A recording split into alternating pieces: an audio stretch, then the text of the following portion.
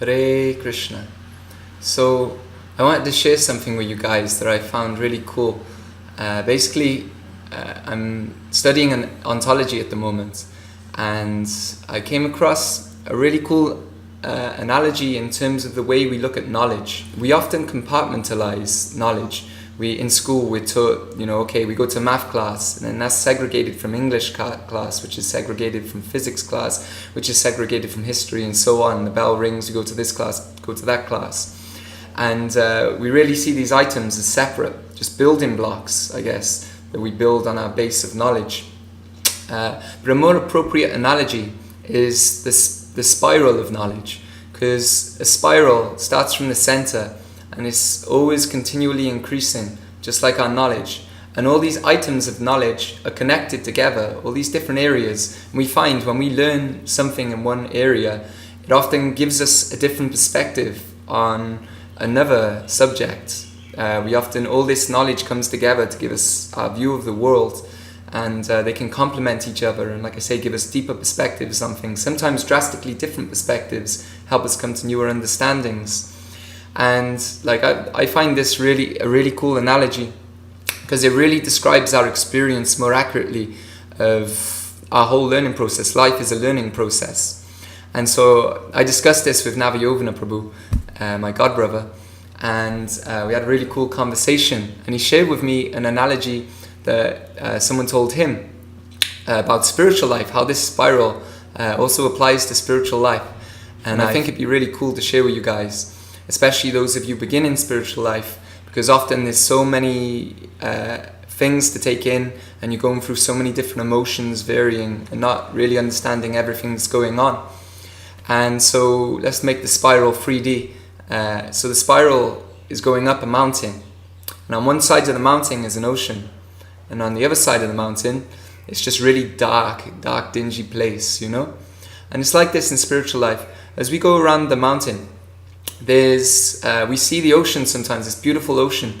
Krishna gives us some inspiration, he reveals something, we read his pastimes, and we get some really nice insight, and we feel really blissful, it's really sweet. And then sometimes our anārthas come up, our unwanted things, our deep dirt, basically, and we're really like, oh man, this is horrible, I feel stuck, I feel like I'm not making any advancement. Like, Krishna, how can I love you if I'm like this, And then again, we'll come around the mountain, and again it's like, yeah, Hari Bol, I'm glad I'm over that. And then again, boom, these anārthas come up, and sometimes they'll be if we haven't really uprooted a certain anārtha, the same problem will come up. But the thing is, a lot of devotees feel, oh, I'm totally stuck.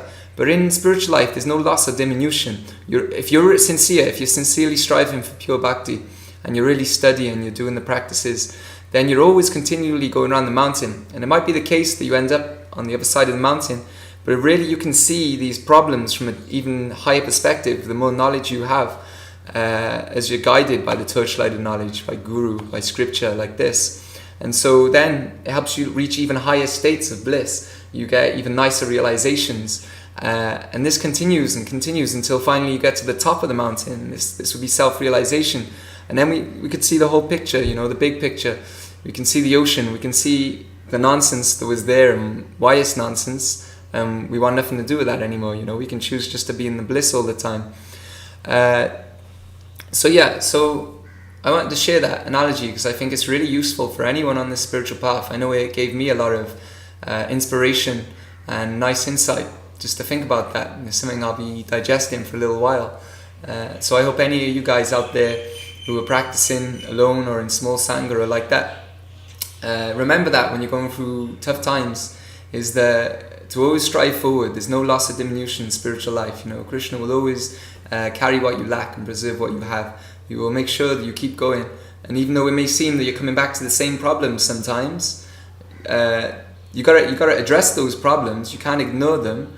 But remember, the more you learn, you'll see these problems from a higher perspective, and you'll be able to deal with them more appropriately.